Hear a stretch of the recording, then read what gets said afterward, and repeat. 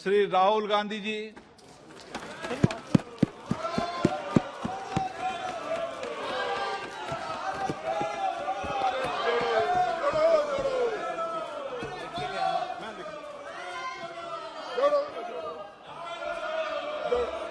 Speaker sir, thank you for allowing me to speak on the President's address. It's an honor for me to be able to speak at this House today.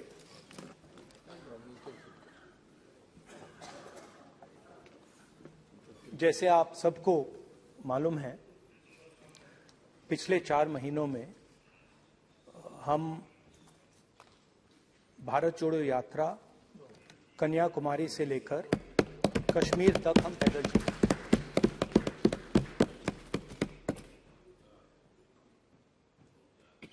तीन 3,600 kilometre तकरीबन। और इस यात्रा पे बहुत कुछ सीखने को मिला।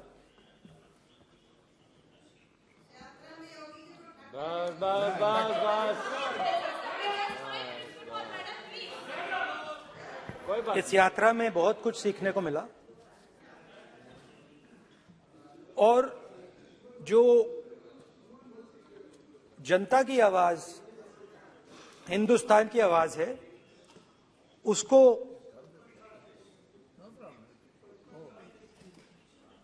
गहराई से सुनने का मौका मिला।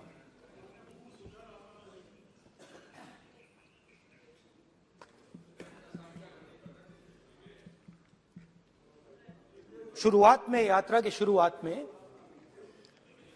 मैंने सोचा था कि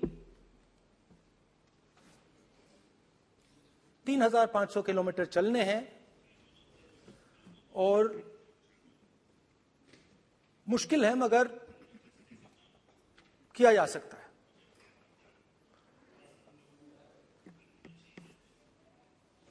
आप भी राजनेता हो, हम भी राजनेता हो हैं। हाँ, सेवक कह लीजिए। और नॉर्मली आजकल की राजनीति में जो हमारी पुराना ट्रेडिशन था पैदल चलने का, वो आजकल हम सब लोग, हम भी आप भी, उस ट्रेडिशन को शायद भूल गए या उसका हम पालन नहीं करते। मैं भी उसमें शामिल था, आप भी उसमें शामिल हैं। हम सब, कोई गाड़ी में जाता है, कोई हवाई जहाज में जाता है, कोई हेलीकॉप्टर में जाता है, मगर पैदल कम चलते हैं। ठीक है, ठीक है। और जब पैदल चला जाता है, हाँ पैदल जाएंगे, सब जगह पैदल जाएंगे, घबराइए मत। तो जब पैदल चला जाता है, मैं 1 किलोमीटर की बात नहीं कर रहा हूं, 10 की नहीं कर रहा हूं, 25 की नहीं कर रहा हूं, मैं 200-300-400 किलोमीटर की बात कर रहा हूं। जब 200-300-400 किलोमीटर चला जाता है तो शरीर पे दबाव पड़ता है, दर्द होता है, मुश्किल आती है। शुरुआत में चलते वक्त लोगों की आवाज सुन रहे थे हम,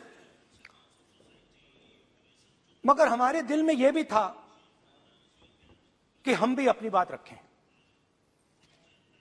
कोई हमारे पास आता था, कहता था कि मैं बेरोजगार हूं,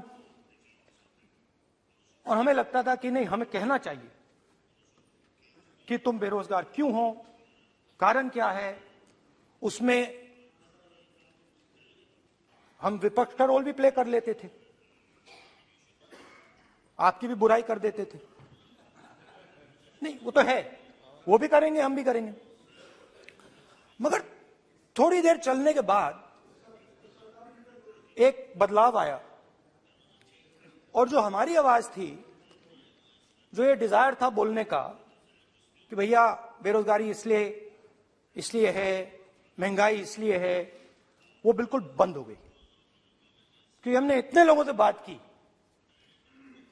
मतलब हजारों लोगों से बात की, बच्चों से, बुजुर्गों से, महिलाओं से, माताओं से, बहनों से, कि थोड़ी देर बाद ये बिल्कुल आवाज बंद हो गई। और फिर हम गहराई से,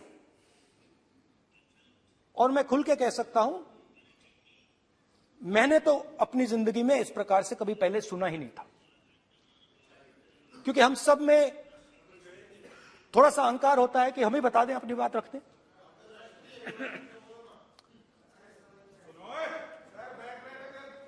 तो आस्ते आस्ते जब हम चले 500-600 किलोमीटर बाद, जनता की आवाज गहराई से सुनाई देने लगी और एक प्रकार से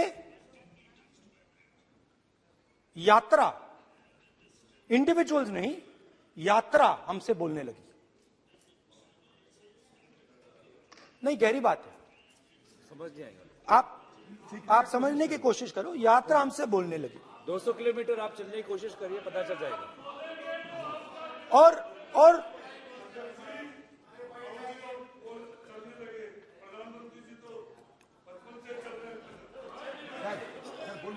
वो चाय बेचने इसलिए जाते थे। तो यात्रा बोलने लगी।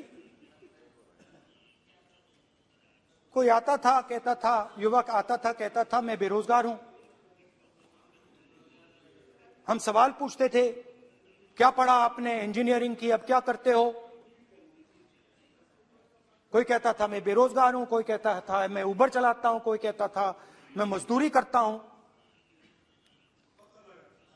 किसान आए हजारों। प्रधानमंत्री बीमा योजना की बात की कि हम पैसा भरते हैं, तूफान आता है, आंधी आती है, पैसा गायब हो जाता है।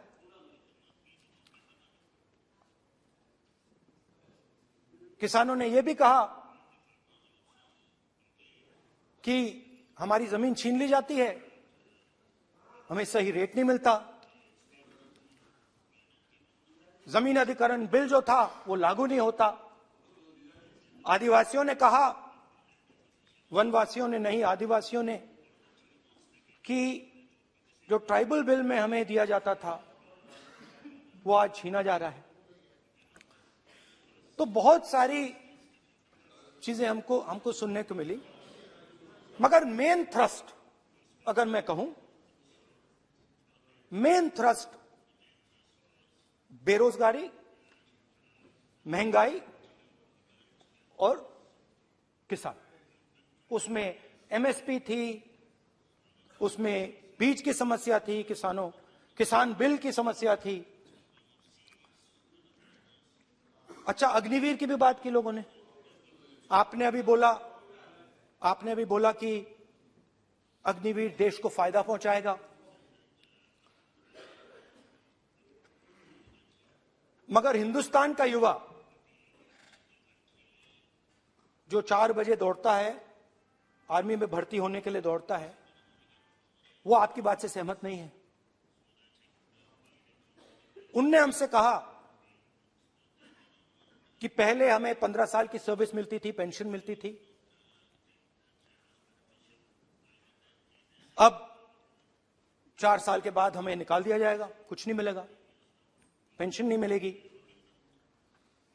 सीनियर ऑफिसर्स ने कहा कि हमें तो लगता है कि ये जो अग्निवीर योजना है ये आर्मी के अंदर से नहीं आई, ये कहीं और से आई है, ये आरएसएस से आई है, होम मिनिस्ट्री से आई है। ये सीनियर आर्मी के लोगों ने कहा है, मैं नहीं कह रहा हूं, कि हमें लगता है कि ये आर्मी के ऊपर ये योजना थोपी गई है और ये आर्मी को कमजोर करेगी। आर्मी के जनरल्स ने हमें कहा, जो रिटायर्ड हैं, उन्होंने हमें कहा, राहुल जी,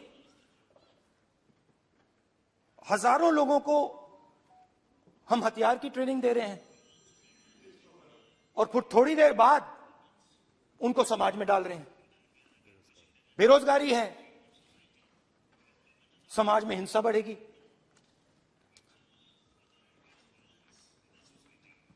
तो उनके मन में था कि ये जो अग्निवीर योजना जो है,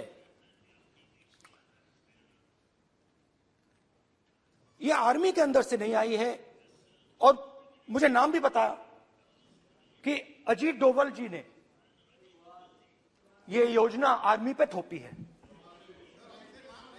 क्यों नहीं ले सकते? क्यों नहीं ले सकते? बिल्कुल ले सकते हैं, पार्लियामेंट में थोड़ी है वो। क्यों नहीं ले क्यों नहीं ले सकते? क्या बात कर रहे हैं? सर ये तर्क है, बाद में फिर अडानी के लिए भी यही बोलने वाले हैं, फिर ये तर्क है इनका।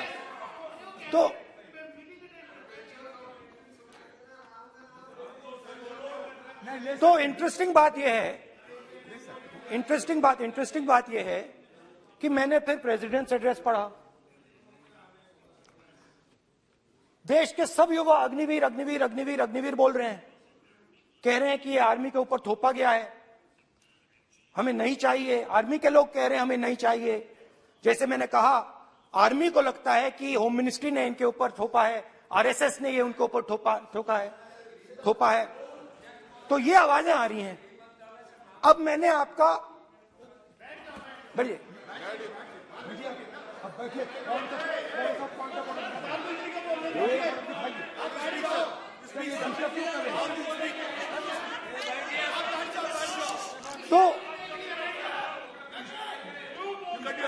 तो एक फर्क, ये थोड़ा पानी ले आओ मेरे, पानी।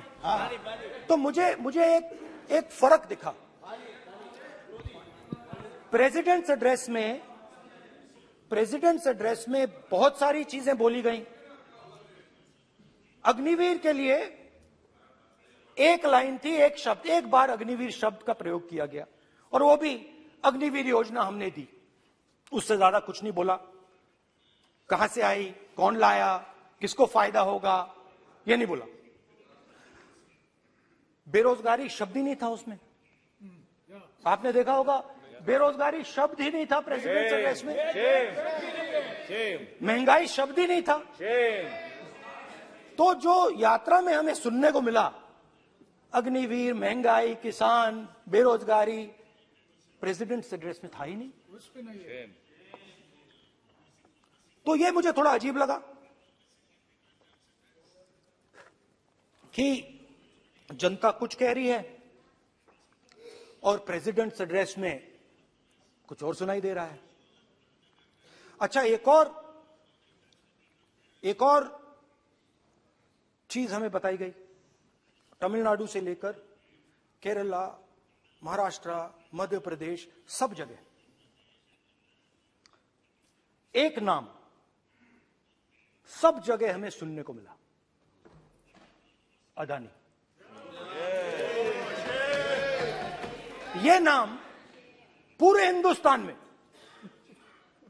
केरल में, तमिलनाडु में, महाराष्ट्र, कर्नाटका, हिमाचल, कश्मीर, सब जगह अदानी अदानी अदानी अदानी अदानी।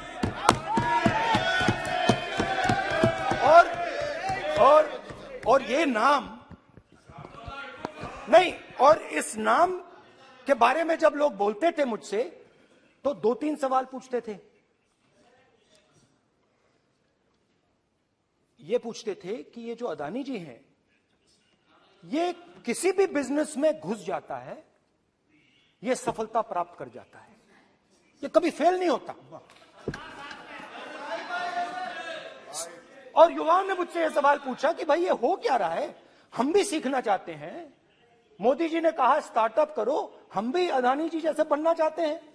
तो भैया किसी भी बिजनेस में घुस जाओ और एकदम सक्सेस हो जाए। यह पहला सवाल था।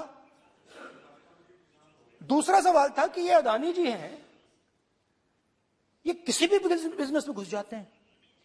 पहले ये 1-2 बिजनेस करते थे, अब ये 8-10 सेक्टर्स में काम करते हैं।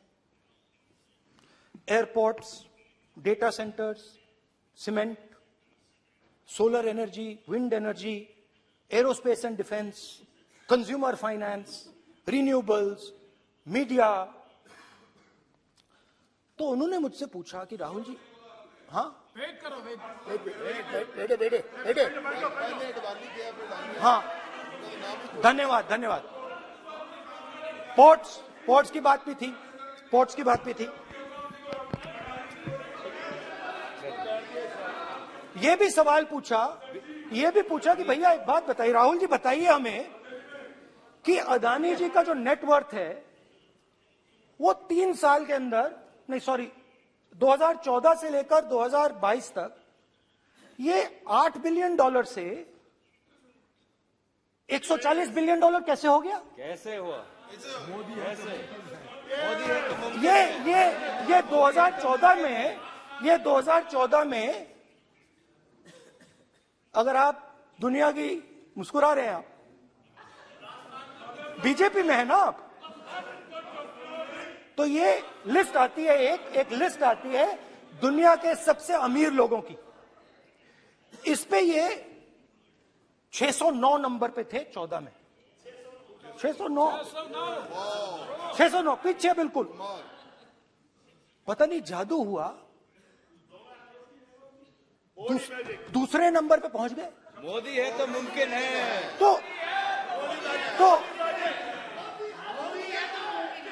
तो मुझसे पूछा यार, बहुत सारे लोगों ने पूछा कि भैया राहुल जी बताइए, हिमाचल में सेब की बात होती है, अदानी जी।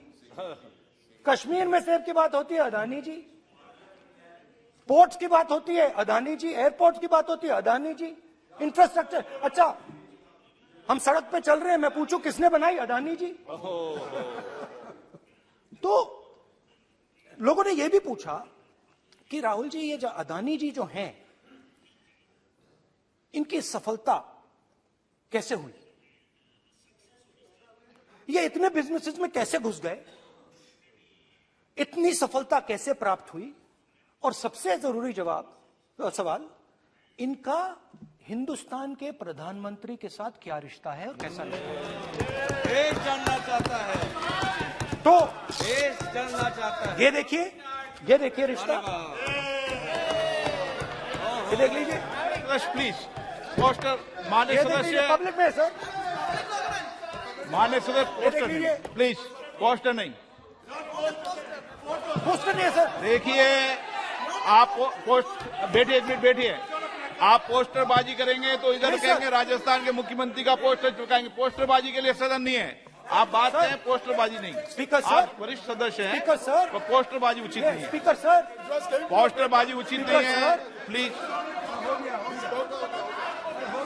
राजस्थान के मुख्यमंत्री, ये सच्चाई है। This picture was came into the media. चलिए, पोस्टर नहीं, प्लीज। वो लिख के दे दो मुझे। हाँ, आ गया। Just right it neatly. तो नहीं स्पीकर सर, वो फोटो है सर, वो पोस्टर नहीं है। आप वरिष्ठ सदस्य हैं, प्राइम मिनिस्टर की फोटो है सर, उसमें बहुत उनका अच्छा चेहरा दिख रहा है। उनके वहां पे उनके पीछे अदानी का लोगो है, अदानी जी के हवाई जहाज में घुस रहे हैं। तो मैंने सोचा कि आज के प्रेसिडेंट्स एड्रेस में मैं थोड़ा जो नरेंद्र मोदी जी का और अदानी जी का रिश्ता है उसके बारे में आपको थोड़ा बता देता हूं। प्लीज बताइए। तो वो आप बता देना।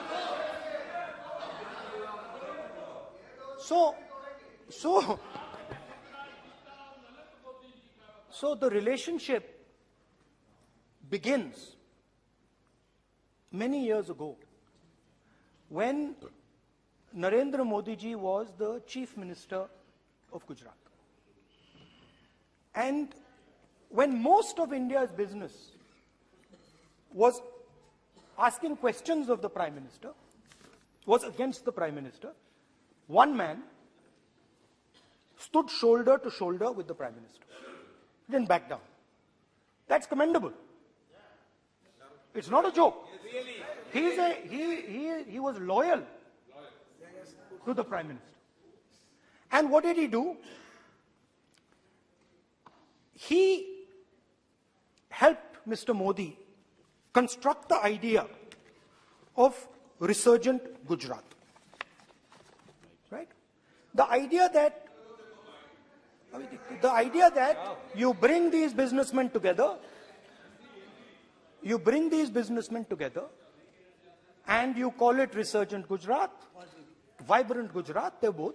And he was the backbone in setting up that group of people. Okay?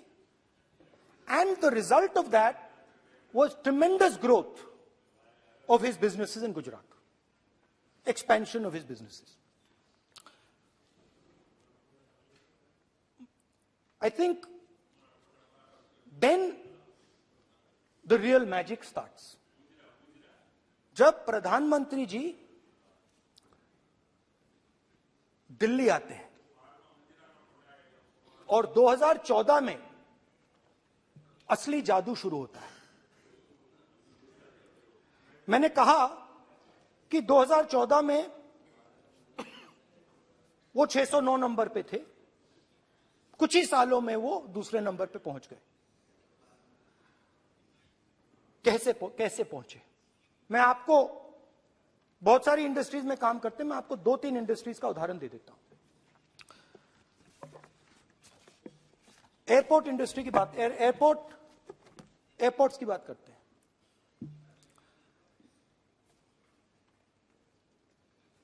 कुछ साल पहले सरकार ने हिंदुस्तान के एयरपोर्ट्स को डेवलप करने के लिए दिया। नियम था, there was a rule that anybody who does not have prior experience in airports cannot be involved in development of these airports. नहीं, गलत नहीं बोल रहा हूं।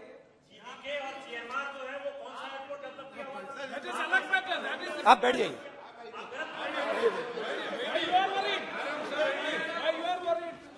अडानी के डिफेंस में आ गए सर। देखिए, अरे माननीय सदस्य प्लीज मेरी बात सुनो। तो एक मिनट मेरी बात सुनो। ये एक मिनट बात सुनेंगे। ये संसद है, अपन किस दिशा पर चर्चा कर रहे हैं ये देश देख रहा है। हमें राष्ट्रपति अभिभाषण पर चर्चा करें तो उचित रहे, बाकी आपकी इच्छा है, स्वतंत्र अभिव्यक्ति है। मेरा मानना ये तो अपन एक विषय पर ओके, तो आपको तो रूल था, नियम था। हाँ, पॉइंट ऑफ ऑर्डर किस पे है ये? सर कैसे एयरपोर्ट का प्राइवेटाइजेशन तो उनके समय हुआ, ऐसी कोई पार्टी थी जिसका अनुभव था? ये कौन सी बात कर रहे हैं? बोलिए।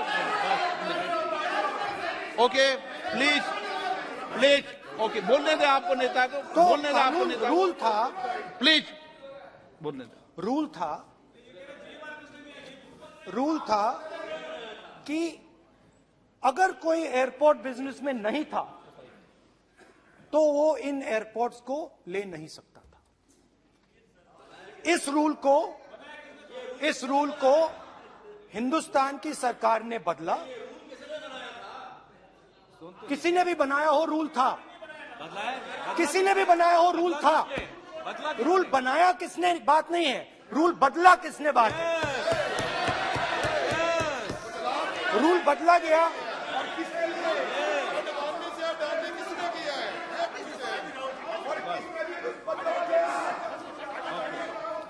रूल बदला गया।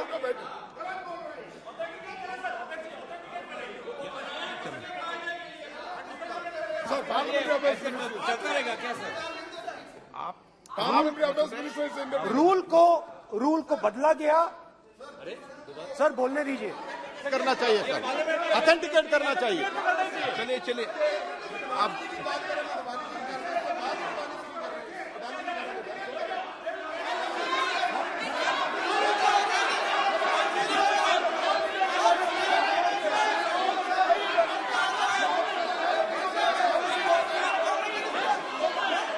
रूल बदला गया सर, स्पीकर सर।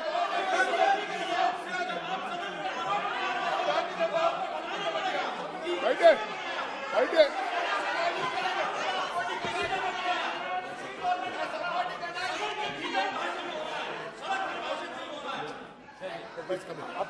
तो ये रूल बदला गया। उस समय मीडिया में इसके बारे में चर्चा हुई थी। रूल बदला गया और अदानी जी को 6 एयरपोर्ट्स दिए गए। उसके बाद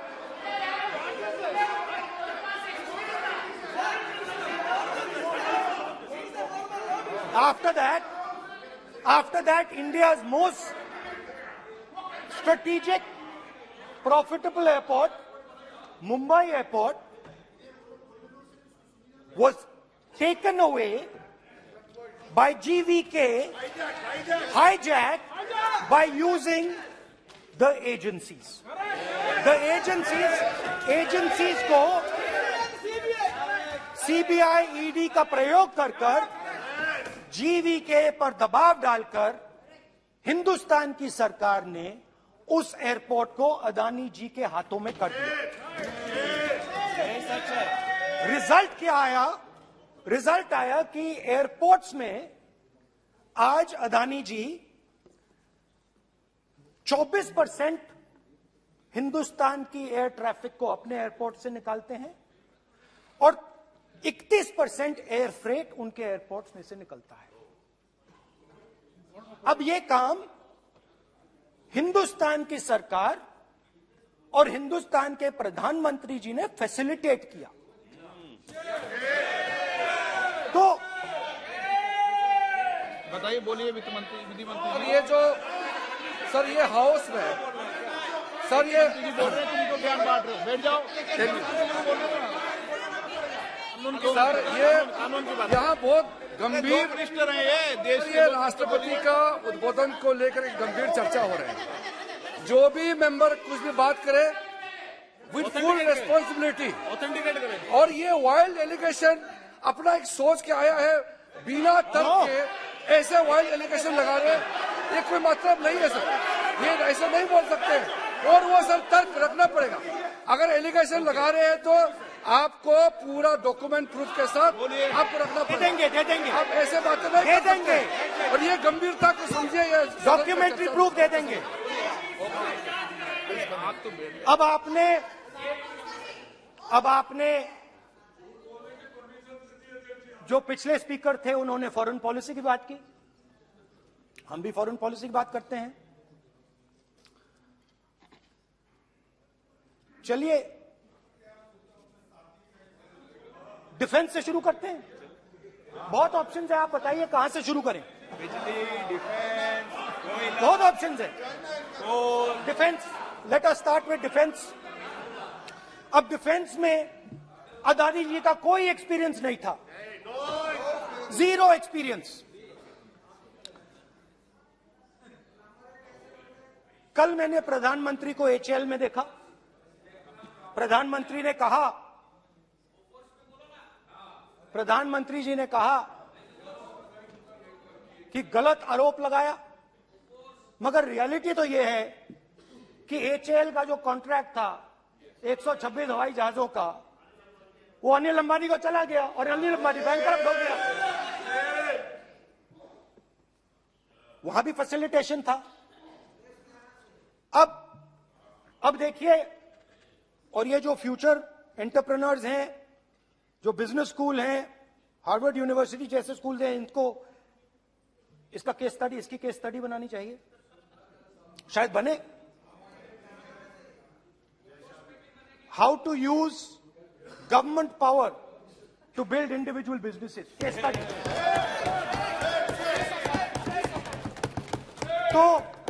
तो अब देखिए, अदानी जी की डिफेंस में इंटरेस्ट देखिए।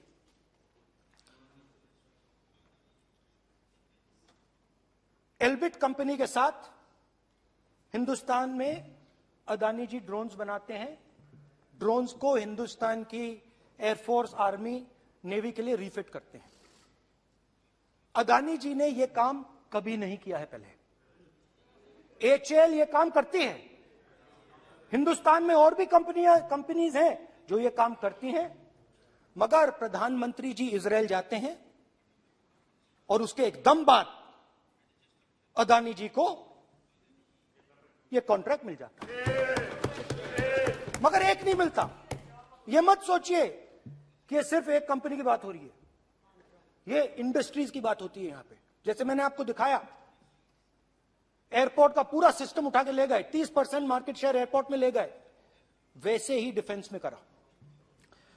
तो 4 डिफेंस की इनके पास कंपनीज हैं, ये काम इन्होंने कभी नहीं किया। स्मॉल आर्म्स, जिसमें टावर है जो हमारी स्पेशल फोर्सेस यूज करती है, आर्मी यूज करती है, जिसमें गलील स्नाइपर राइफल है, ये सब अदानी जी बनाते हैं।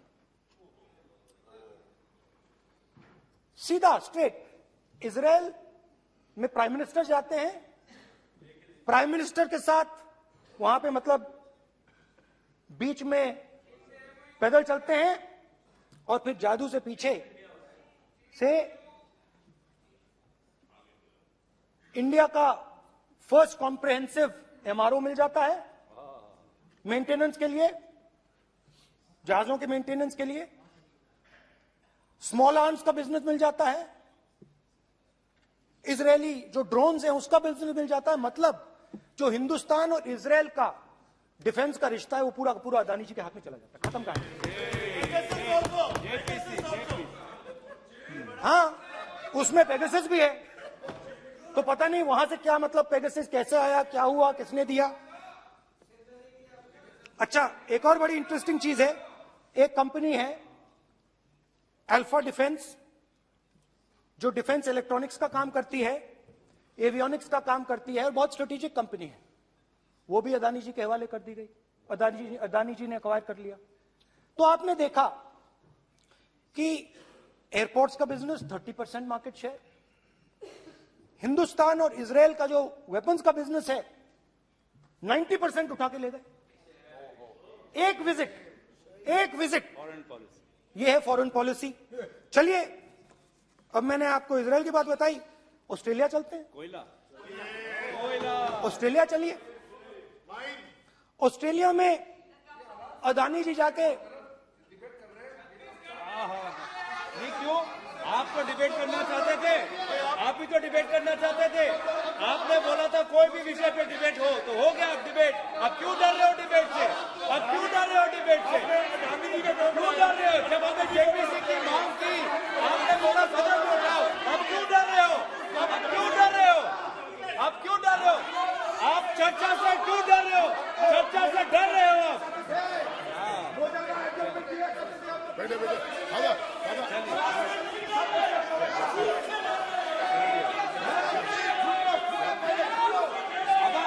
अब सुनना पड़ेगा, अब सुनना पड़ेगा,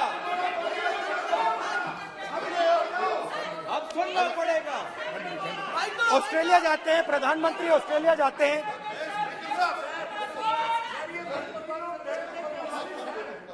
प्रधानमंत्री ऑस्ट्रेलिया जाते हैं,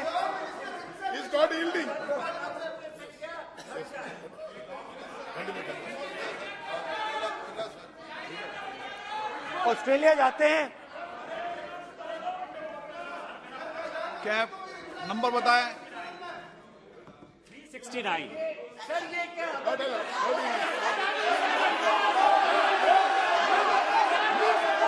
369 सर, ये कहता है सर, एक पेपर और document to be laid on the table shall be Dolly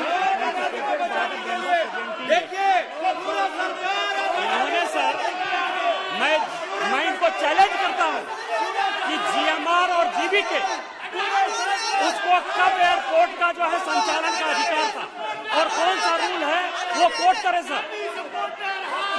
किस रोल के आधार पर ये इनको मैं चैलेंज करता हूं, पूरी कांग्रेस पार्टी को चैलेंज करता हूं कि GMR और GBK को कौन सा एयरपोर्ट चलाने का लाइसेंस जब दिया तो उनको उसका नॉलेज था। मैं चैलेंज करता हूं पूरी कांग्रेस पार्टी को। जब इन्होंने उन्होंने बिरला को बनाने का दिया, डालमिया को बनाने का दिया, टाटा को बनाने का दिया लाइसेंस, उस वक्त उनको कौन सा मोटर चलाने का अधिकार था सर? ये गलत बयानी कर रहे हैं। मेरा ये कहना है कि आप एलिगेशन प्रधानमंत्री के ऊपर लगा रहे हैं, आप पेपर दीजिए और कौन सा रूल भारत सरकार ने चेंज किया एयरपोर्ट में अडानी के लिए, वो ऑथेंटिकेट कीजिए, नहीं तो इस तरह की बात नहीं कर सकते हैं।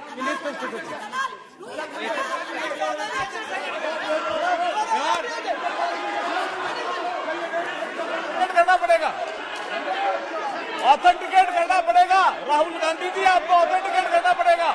आप ऐसा नहीं बोल सकते हवा में, आप हवा में बोल रहे हो और प्रधानमंत्री जी पे आरोप लगा रहे हो। आपको ऑथेंटिकेट करना ही पड़ेगा। आप ऐसे ही बोल रहे हो कि जीएमआर का जीवीके के समय रूल था, कहा था रूल? कोई रूल नहीं था। आपको यह तो ऑथेंटिकेट, और ऑथेंटिकेट करके ही रखना पड़ेगा आपको। पहले रखिए और उसके बाद आगे बात करने देंगे, नहीं तो माफी मांगिए देश से। आप प्रधानमंत्री जी पे आरोप लगा रहे हैं, सर बोलने दीजिए। अनाप शनाप आरोप लगा रहे हैं, बिना किसी डॉक्यूमेंट के आरोप लगा रहे हैं प्रधानमंत्री जी पे। रूल 353 सर, रूल 353 किया है sir, no allegation of defamatory और incriminatory nature shall be made unless you have given notice.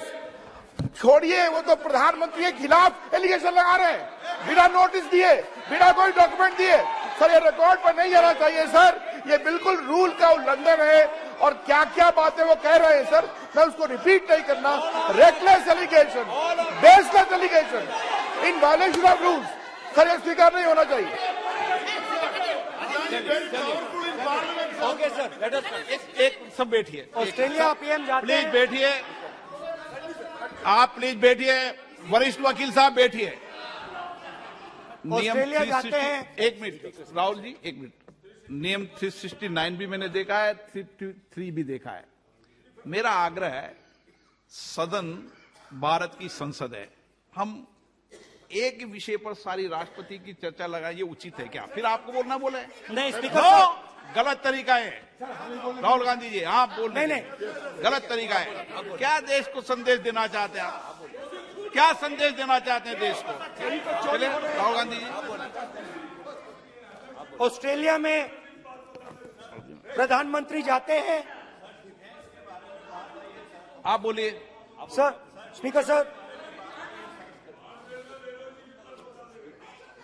प्रधानमंत्री जी ऑस्ट्रेलिया जाते हैं और जादू से State Bank of India $1 billion loan Adani ji को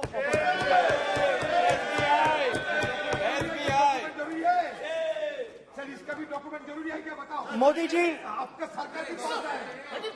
अधीर प्लीज। उसके बाद मैं उदाहरण दे रहा हूं, पूरी दुनिया में मोदी जी जाते हैं, घूमते हैं, तो मैं बता देता हूं क्या होता है वहां पे। बांग्लादेश में गए, हाँ काम पे ही जा रहे हैं, वही तो बोल रहा हूं, काम पे जा रहे हैं। बांग्लादेश जाते हैं, मोदी जी की पहली ट्रिप होती है बांग्लादेश में। वहां पे बांग्लादेश को इलेक्ट्रिसिटी बेचने का डिसीजन लिया जाता है।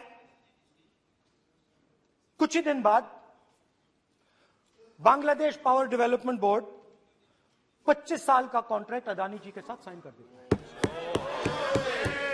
1500 मेगावाट इलेक्ट्रिसिटी का कॉन्ट्रैक्ट अदानी जी। चलिए वहां से श्रीलंका चलते हैं।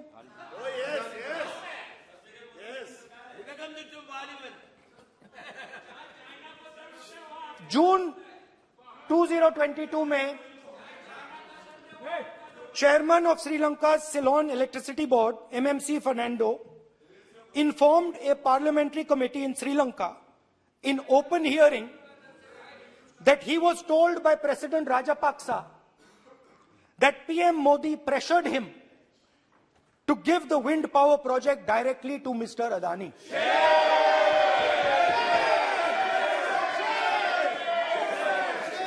मतलब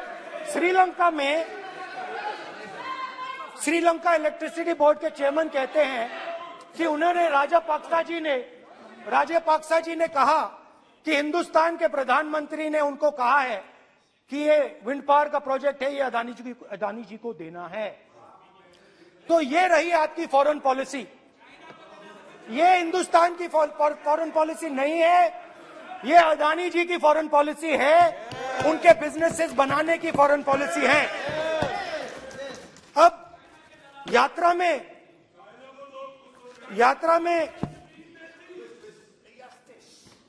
में मुझसे 2-3 और सवाल पूछे गए। यात्रा में लोगों ने मुझसे पूछा, राहुल जी ये जो LIC कंपनी है, इसका पैसा अदानी जी की मदद करने के लिए क्यों डाला जा रहा है? उन्होंने यह भी पूछा कि अदानी जी के जो शेयर्स हैं बड़े वोलेटाइल हैं, उसमें LIC का पैसा क्यों डाला जा रहा है? तो मेरा कहना है कि एक सेकंड, मेरा कहना है कि अदानी जी की मदद प्रधानमंत्री जी और हिंदुस्तान की सरकार कैसे करती है?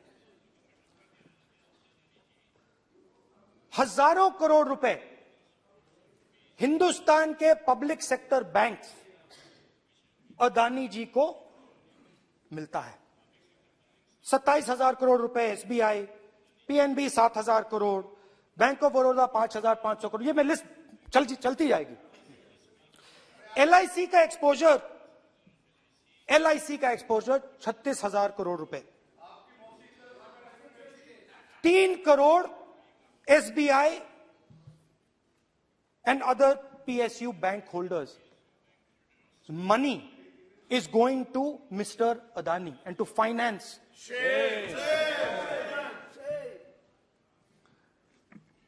Now, of course, there is another question. तो मदद कैसे हो रही है? हिंदुस्तान के पब्लिक सेक्टर बैंक्स का पैसा, LIC का पैसा नरेंद्र मोदी जी, अदानी जी को दिया जा रहा है। अगर कोई सामने खड़ा हो जाता है, जैसे जीवी के लोग खड़े हुए, ED, CBI एजेंसीज आ जाती है, उनको परे कर देती हैं।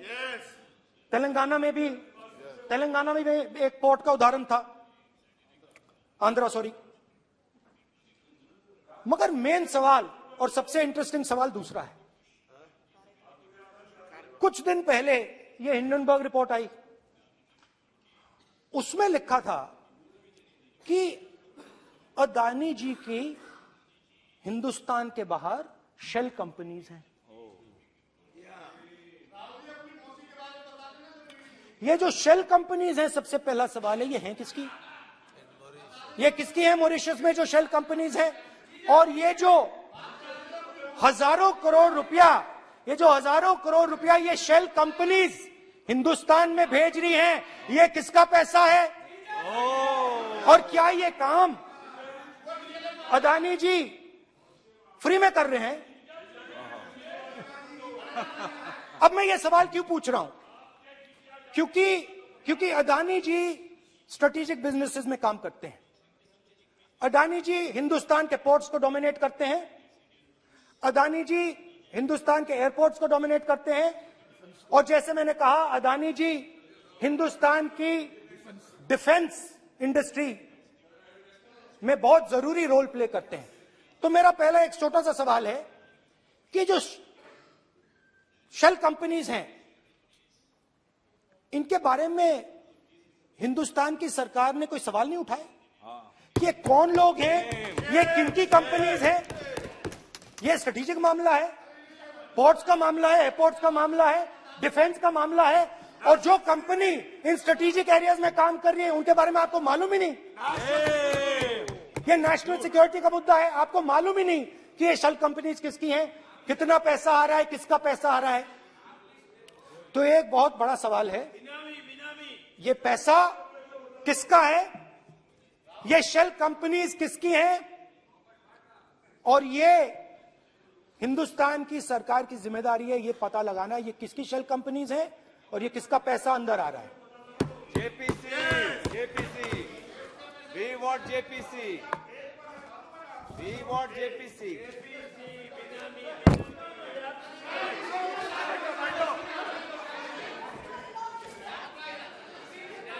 अच्छा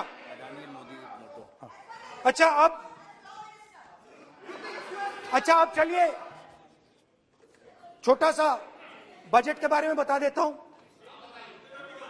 2022 में अदानी जी अनाउंस करते हैं कि वो $50 बिलियन इन्वेस्ट करेंगे to build the world's largest green hydrogen ecosystem. और इस बजट में बीजेपी की सरकार निर्मला सीतारमण जी कहती हैं हम ग्रीन हाइड्रोजन के लिए बहुत ह्यूज इंसेंटिव्स देंगे।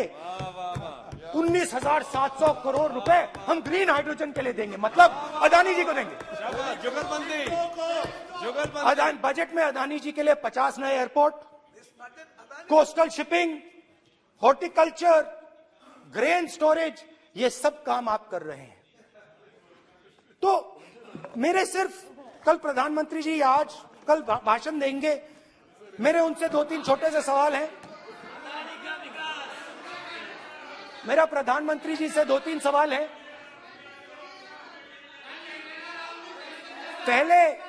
पहले अदानी जी के हवाई जहाज में मोदी जी जाते थे, अब मोदी जी के हवाई जहाज में अदानी जी जाते हैं। पहले लोकल मामला था, फिर नेशनल मामला हो गया, उसके बाद इंटरनेशनल मामला हो गया।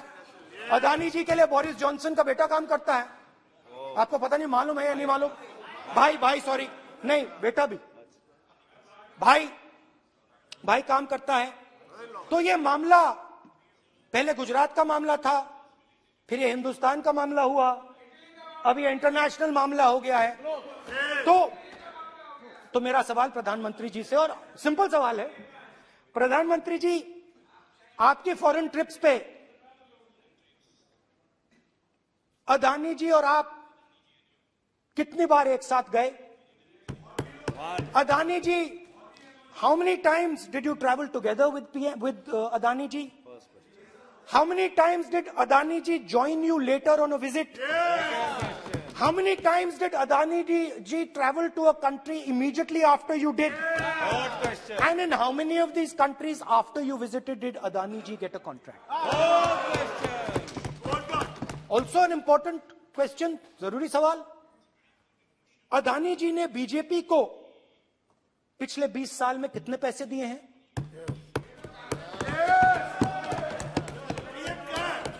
इलेक्टोरल बॉन्ड्स में कितना पैसा दिया है?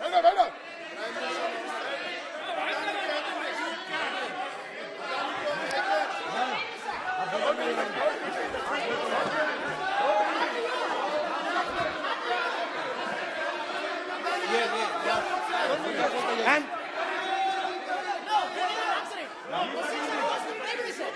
question the post to Prime Minister, please. Sir, खत्म करने दीजिए सर. Concluding. और बहुत सुंदर तरीके से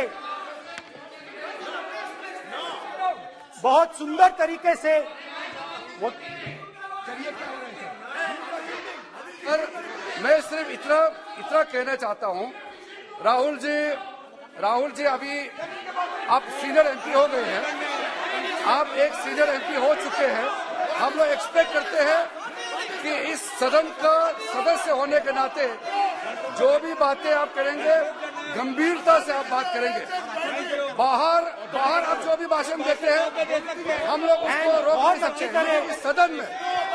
इस सदन के अंदर में जो भी बात कही जाती है पूरा गंभीरता के साथ, प्रमाण के साथ कहे जाना चाहिए, ये परंपरा है। और राहुल जी ने कहा कि प्रधानमंत्री विदेश घूमने जाते हैं, तो मैंने आज वो जो युवाओं ने मुझसे सवाल पूछा था कि अदानी जी की इतनी बिजनेस एक्यूमेंट कहां से आई, इतने अलग अलग सेक्टर्स में अदानी जी ने कैसे सक्सेस प्राप्त की, अदानी जी के बारे में पूरी दुनिया को स्टडी करनी चाहिए, हार्वर्ड यूनिवर्सिटी को स्टडी करनी चाहिए कि पॉलिटिक्स के बीच में और बिजनेस के बीच में कैसा रिश्ता होता है। India is a case study and Prime Minister Narendra Modi should be given a gold medal in this. Now, बहुत अच्छी तरह बीजेपी के जो पिछले स्पीकर थे उन्होंने मेरे भाषण को इंकैप्सुलेट किया मेरे लिए। बहुत अच्छी तरह आपने जो मैं सोच रहा था आपने उससे और भी अच्छी तरीके से बोल दिया। Coming together is a beginning, Adani और keeping together is progress, working together is success. Adani ji and Narendra Modi ji, thank you.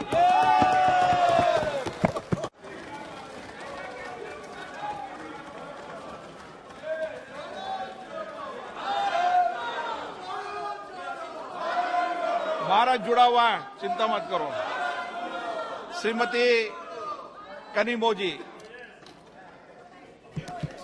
माननीय सदस्य मैं आग्रह कर सकता हूं, सदन आपका है। कोई अपनी यात्रा पर चर्चा करता है, कोई करता है, अच्छी हो राष्ट्रपति अभिभाषण पर चर्चा करो आप, तो ठीक लगेगा।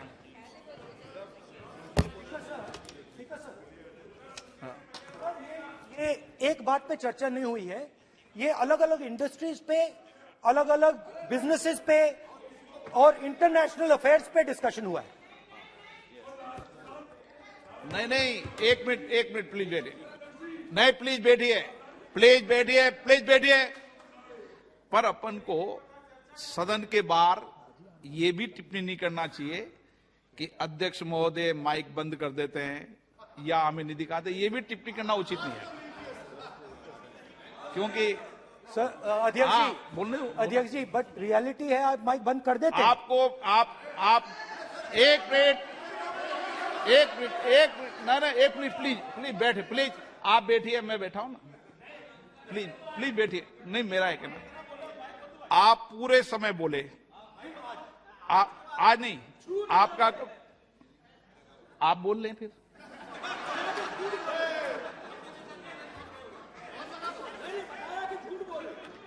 आप पूरे, ठीक है, थैंक यू। कनिमोजी जी।